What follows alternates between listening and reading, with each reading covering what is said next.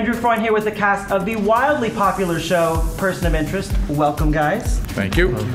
First question for you guys is, being here at Comic-Con, what has been your experience like? I saw really big women in dog costumes in the bathroom. That's been the most interesting thing that's happened to me so far. Okay, that's exciting. And you're not having fun until you see a woman in a dog outfit, all right? I mean, it's just not a good time up until that point.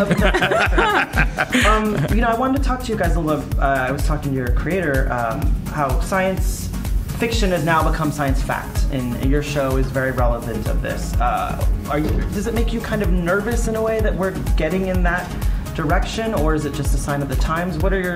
Jim, what are your thoughts on kind of that aspect of your show? What I love about this show is the amount of coverage we do, and we go 9 days as opposed to 9.5 as opposed to 8. And one thing that Jonah, always promised and delivered on is making movies on TV.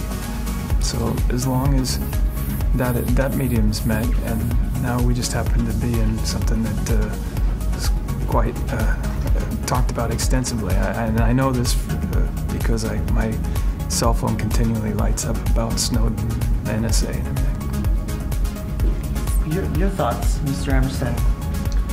Well, I suppose there's reason to be anxious in the world we live in, but I can't take it too personally because the problem is too large and too subtle for me to do anything about it. I don't know how I could change my behavior or the behavior of others to make an adjustment to an over electronic or an over watched or monitored world. So I guess it's one more thing that makes you a little passive, and you hope that it does not come around and bite you on the rear end someday. Let's talk about how the season wrapped up, and also I want to talk about how you two are some pretty badass ladies. I'm mildly scared of both of you right now. All right, as I am. Tell me a little about kind of you two, how the season is wrapped up. In respect to Shaw, after she definitely had a vendetta for Root, and once she saw Root, I thought she was going to kill her based on what I said last time about you, and then she, after we rescued Finch and I got Root.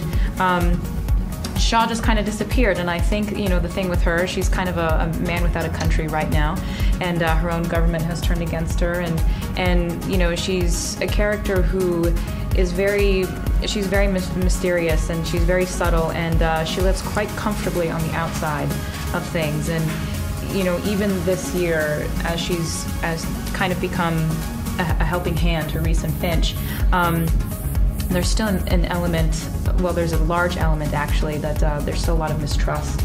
I think, she really doesn't know if she can trust these guys or not, and I think for her that's a very smart place to be. Where do you hope to see the Root-Finch relationship go? I was going to repeat myself, but I was just saying, I hope that I get to have lots of more scenes with Michael, and I feel like there was this real betrayal, and it sort of explained how much Root actually has grown to feel for Harold, and the fact that she was so hurt by the fact that he would do this to the machine, and it really felt like a personal thing to me in those scenes, which is, mostly because he's such a great actor. But I hope that that's the great thing about the show, is that you get to do scenes with all these people, and any chance that I have to torture any one of them again will be good. Boy, is he a good guy doing bad things, or is he a bad guy doing good things? That's up to the viewership. You just try to play it as truthful as possible, and Fusco is one of those characters that has a sense of duality. So you just lay it out there and let the audience determine whether they think he's a good guy or a bad guy. Because the Fusco's That's right. Because the Fusco's always watching. What can you tell fans about season 3?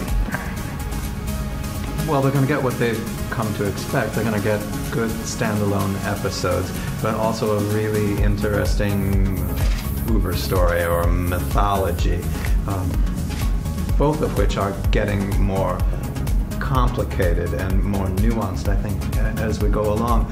And now that the machine is mobile or unmoored in some sense, there's going to be a lot of nail-biting about where we go from here, and I suppose that's what will get explored in season 3.